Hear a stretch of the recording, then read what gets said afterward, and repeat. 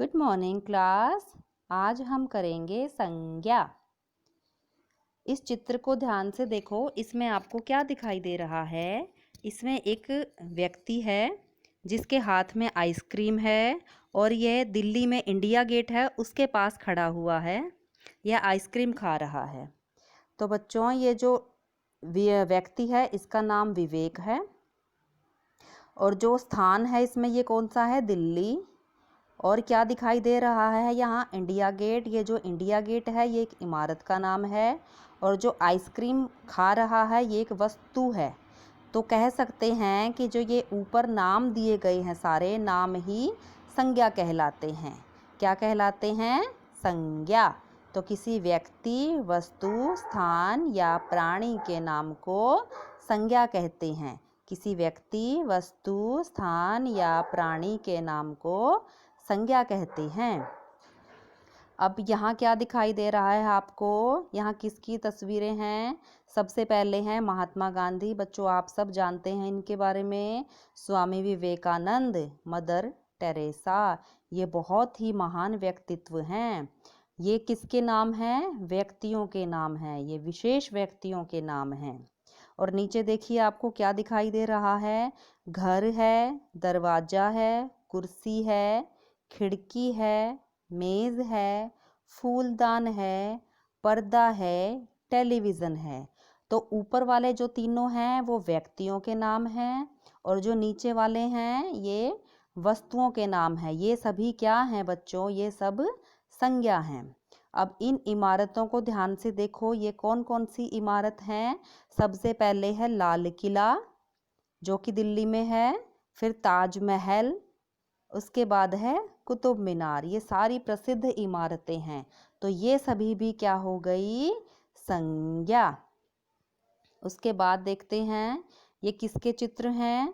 सबसे पहला है हमारा शेर, उसके बाद हाथी, उसके बाद बंदर।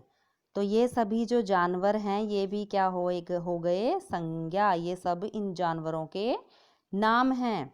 उसके बाद देखिए नीचे क्या है?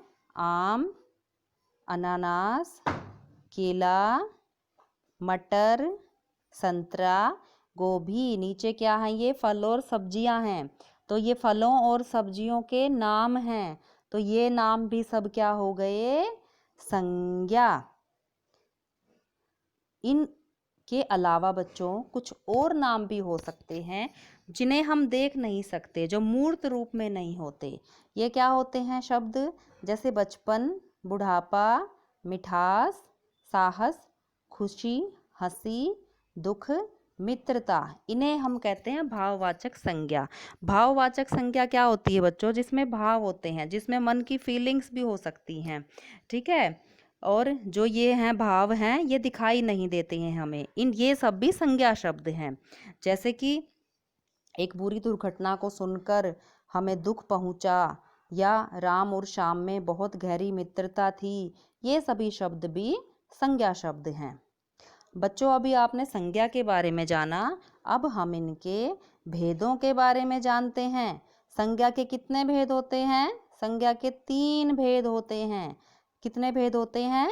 संज्ञा के 3 भेद होते हैं। सबसे पहला भेद है व्यक्तिवाचक संज्ञा। नाम से ही स्पष्ट है व्यक्तिवाचक संज्ञा क्या होती है। जो किसी विशेष व्यक्ति, स्थान या वस्तु का बोध कराए उसे व्यक्तिवाचक संज्ञा कहते हैं। जैसे कि रमेश, दिनेश, महात्मा गांधी, ताजमहल, लाल किला। ये सब क्या हो गए? व्यक्तिवाचक संज्ञा। जो किसी व्यक्ति का या स्थान का या वस्तु विशेष का बोध कराए उन्हें हम व्यक्तिवाचक संज्ञा कहते हैं।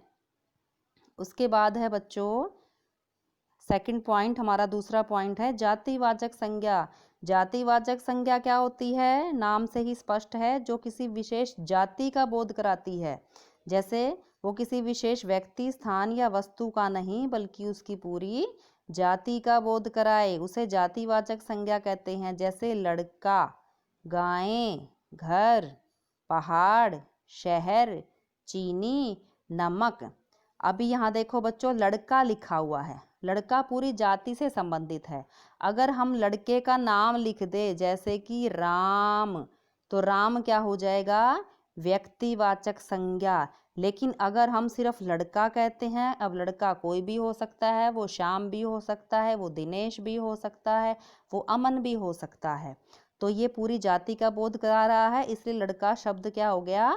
जातिवाचक संज्ञा। उसके बाद जैसे कि शहर है, शहर एक जातिवाचक संज्ञा हो गई। अगर हम कहें कि पानीपत या करनाल, तो ये हो जाएगा शहर, फिर वो क्या हो जाएगा? व्यक्तिवाचक संज्ञा। तो यहाँ शहर कोई भी हो सकता है, इसलिए यह एक जातिवाचक संज्ञा शब्द है।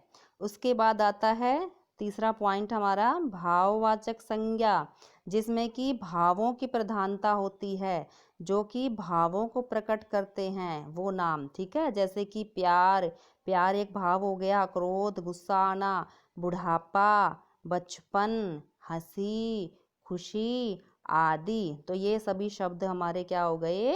भाववाचक संज्ञा। तो संज्ञा के कितने भेद हो गए? 3 भेद, व्यक्तिवाचक संज्ञा, जातिवाचक संज्ञा और भाववाचक संज्ञा। ठीक है बच्चों, उम्मीद है आप सबको अच्छे से समझ आया होगा।